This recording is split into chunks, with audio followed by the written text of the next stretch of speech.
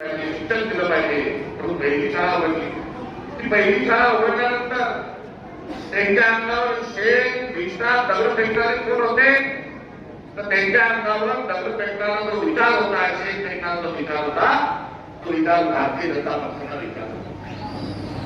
बाबासाहेब आंबेडकर काळाराम मंदिरात रामनवमीला 1932ला गेले आणि सांगितलं की दलित जाती जन्माला आलेला आहे, हिंदू माझा धर्म आहे, राम माझा आत्मा पुरुष आहे, मला मंदिरात जायचं, रामाचं दर्शन घ्यायचं. तेव्हा काळाराम मंदिराची काही दरवाजे बंद करून देणारा जो विचार होता, तो विचार भारतीय जनता पक्षाचा विचार. जमीन झाली राहिली पाहिजे, सुभेदारी राहिली पाहिजे, मक्तेदारी राहिली पाहिजे, हा भारतीय जनता पक्षाचा विचार. तर काँग्रेसचा विचार कोणता, तर 99% जमीन 1% लोकांजवळ होती. जमीनचा कायदा आणला, जमिनीचं मालक लोकांना केलं. मूळ कायदा आणला, जमिनीचं मालक लोकांना केलं.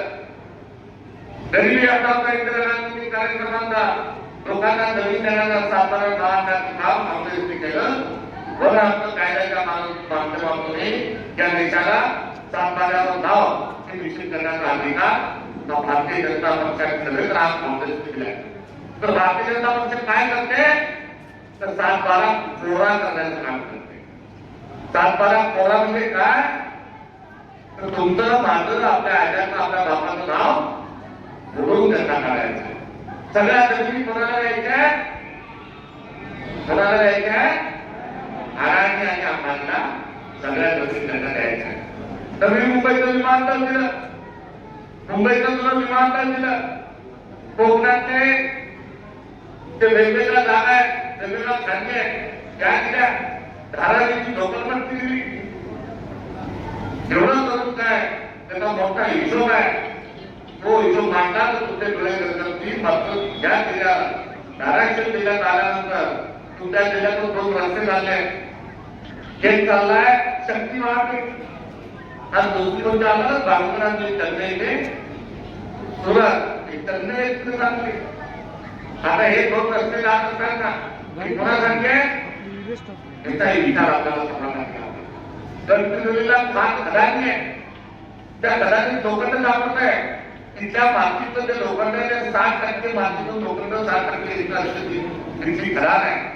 आणि त्या खदानीतलं हे गोव्याला समुद्रापर्यंत पाठवायला आलं पाहिजे, यासाठी शक्ती महापीठ करण्याला नाही. यावरून शेतकऱ्याचा ट्रॅक्टर जाणार नाही, शेतकऱ्याचा ट्रक जाणार नाही, शेतकऱ्याचा माल जाणार नाही. यातून काय जाईल, डोळ्याची चालू महाराष्ट्रातील आणि महाराष्ट्रात सांगितले आहे विदेशात जाईल. ईस्ट इंडिया कंपनी तसा कच्चा माल पाठवून तरी पक्का माल आणत होती, त्यासाठी हा पायगड्या टाकण्याचा कार्यक्रम हा शक्ती महापीठाच्या माध्यमातून आहे. तर चेन्नईचा रस्ता कशासाठी, तर देश लुटाचं झाले, मात्र गुजरातच काम करत झालं पाहिजे. कारण तुम्ही गुजरातचं काम करत तर आम्ही पण आहे. पंजाबमध्ये गुजरात, मराठा, आम्ही पण अभिमानाने या सर्व देशाचा नाव घेतो. मात्र आपण देशात लढाई चालू आहे. 2 जहाज आणि गॅसची एलपीजीची आपण सिलेंडर फिरून राहिलो. एक जहाज कुठे गेले, एक जायला पाहिजे तो मुंबईला, एक जायला पाहिजे तो चेन्नईला, विशाखापट्टणमला. मात्र दोन्ही जहाज उतरले कुठे गेले, गुजरातला गेले. एक काय आहे ते गुजरात आहे, असाही एक जातीवाद आहे.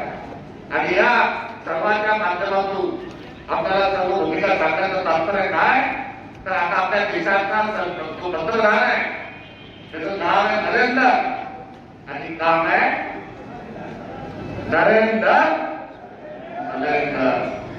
बरं झालं तुम्ही सलेंडर फक्त आपल्या देशाचे पंतप्रधानांनी शिविरात आपल्याला बोलत नाही. मी मागच्या कार्यक्रमाला गेलो, मी म्हटलं नरेंद्र तरुणाला म्हणायला बरं वाटत नाही. कारण आता दलित जर कोणी असेल तर दलित का म्हटलं जाते याचा विचार आहे केला गेला पाहिजे. तिथे मी बाकी जागा घेतली सुद्धा करणारे पंडित जवाहरलाल इंदिरा गांधी, राजीव गांधी आपण राहिलेले आहे. मात्र हा आता सुद्धा घेतलं त्याची भारतीय आता व्हायला लागलेली आहे. आणि मेरे देश की धरती सोना मुझे उठे मेरे मोती मेरे देश की धरती शेतकरी कष्ट करतो काम करतो आणि आता धान्य पिकवतो आणि धान्य जेव्हा बाजारात घेऊन जातो तर धान्य बाजारात घेऊन गेल्यानंतर त्याला माहिती घेऊन जी किंमत मिळते आहे ती आपोआप मिळत नाही. आज मध्ये चालू असताना मला मी सांगितलं की 1916ला तो तुरीचा भाव होता तो लाख होत आहे. दर वाढतं, बी बियाणं वाढतं, डिझेल वाढतं, सायकलची बचत वाढली, मजुरी वाढली, सगळं वाढलं. मात्र पिकाचा भाव दिल्या दिले काय काही पिकाच्या बाबतीत मक्याच्या बाबतीत सोयाबीनच्या बाबतीत उलट ती 2014 होती त्याच्यापेक्षा आज भाव हा हंगामाला कमी आहे. हे का झालं तर हे याच्यासाठी झालं की आपले नरेंद्र जे आहेत ते सरेंडर झाले. सरेंडर का झाले तर 21 फाईल नावाची मागणी निघालेली आहे.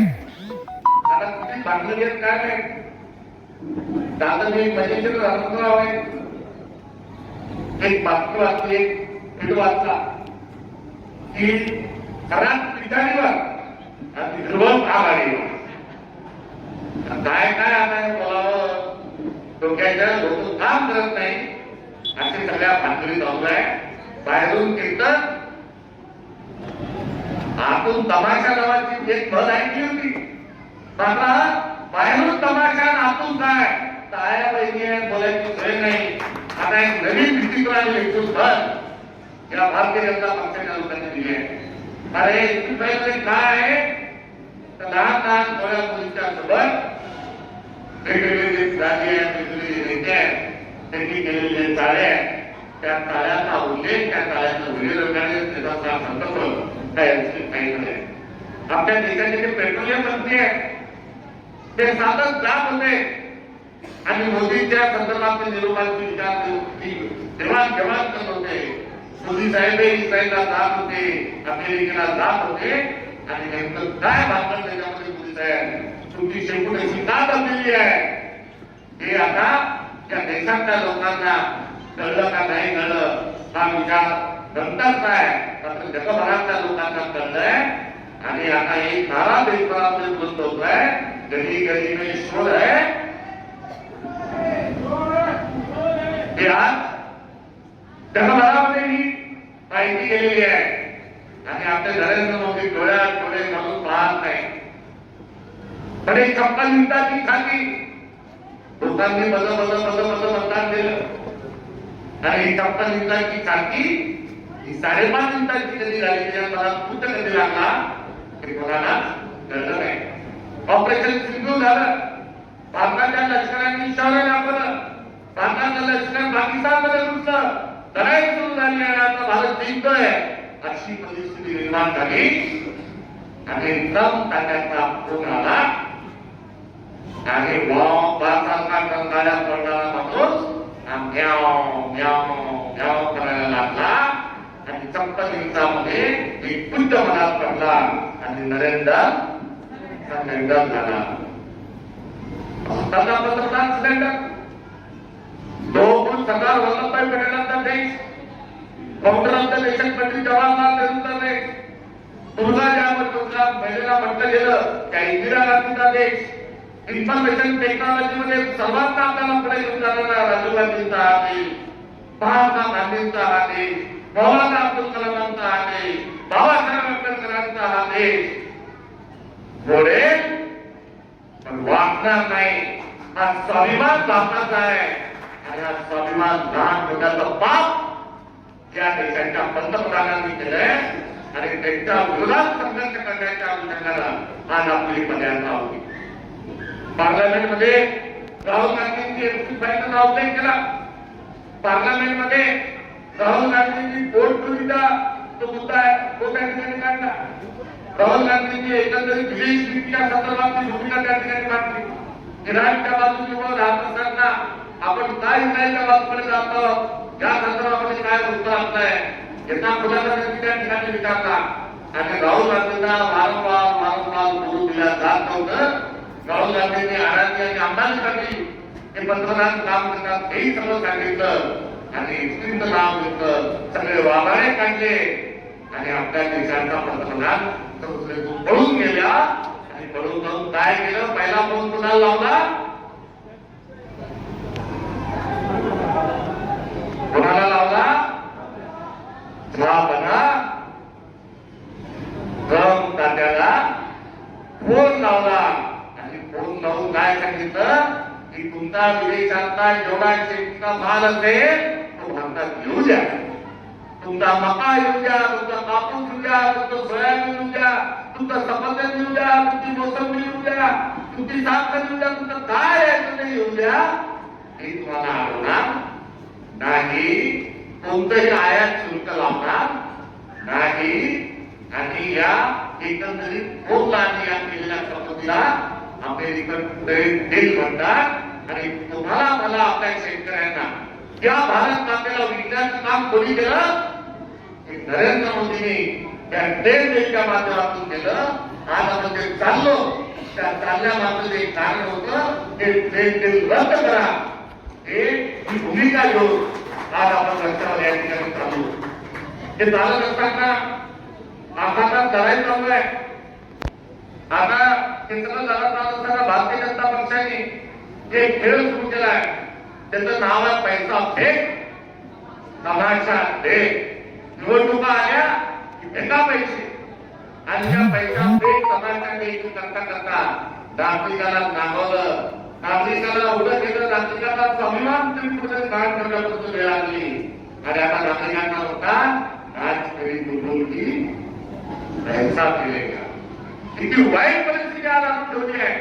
आणि आज आपण जर चांगलं झालं नाही तर जो गरीब असेल त्याच्या घरात चूक भेटणार नाही, तो श्रीमंत असेल त्याच्या घरात चूक भेटणार नाही. गरीबांची माझा बघितलं त्यांना ते साऱ्या कंपन्या आले चूल मांडेल, ती दगड मांडेल, त्याला काही गरम पाणी शिरवेल. मात्र हे सोन्याच्या महलात राहणारे, हे चांदीच्या ताटात ठेवणारे या लोकांना कायदा हातही मिळणार नाही. अशा प्रकारची परिस्थिती आज आपल्या देशामध्ये. मजुराला मजुरीला बोलवलं जाणार नाही, तरुणाला रोजगार मिळणार नाही, शेतकऱ्याला शेतमालाला घ्यावा मिळणार नाही. एवढं मोठं संकट आपल्या देशावर आलेलं आहे. आणि हे संकट असताना आपण हातावर हात टाकू शकतो तर महात्मा गांधींचं आणि काँग्रेसचं नाव घेण्याचा कुणाला आपल्याला अधिकार नाही. म्हणून आज या पदयात्रेमध्ये आपण विधानसभेच्या निवडणुका झाल्या, नगरपालिकेच्या निवडणुका झाल्या, जिल्हा परिषदेच्या निवडणुका झाल्या. येणाऱ्या काळात कोणत्याही निवडणुका नाही. तरी धाराशिवमध्ये आज जिल्हा काँग्रेस कमिटीनं जो मोर्चा काढलाय त्याचं कारण काय आहे? हा विचार सुरुवात होत्या पद्धतीचा. आम्ही म्हणून भारतीय जनता पक्ष चुकीची, भारतीय जनता पक्षामध्ये काँग्रेस चुकी त्याच्यावर चर्चा होऊ शकते. मात्र त्या देशाचा पंतप्रधान तर लाचार असेल तर सिलेंडर असेल तर मात्र आपल्याला रस्त्यावर उतरल्याशिवाय आता गरजेचं नाही. तो सत्याग्रह तुम्हाला मला आपल्याला सगळ्यांना करायचा आहे. सिलेंडर भी गायब, सिलेंडर भी गायब. आणि ही परिस्थिती अत्यंत विदारक स्वरूपाची आहे आणि त्याविरुद्ध तुम्हाला आपल्याला सगळ्यांना संघर्ष करायचा आहे. बर्बाद गुलिस्तान के लिए, बर्बाद गुलिस्तान के लिए बस एक ही उल्लू काफी है. यहाँ हर शाम से उल्लू बैठा है, अंजाम गुलिस्तान क्या होगा. बड़े मियाँ तो बड़े मियाँ, छोटे मियाँ सुभान अल्लाह. काय चाललंय फडणवीस साहेब? तुमच्या मंत्रिमंडळाचा एक मंत्री विधानसभेमध्ये पोहोचून एकटा तुम्ही नाही करतो. काय चाललंय फडणवीस साहेब? तुमच्या मंत्रिमंडळाचा एक मंत्री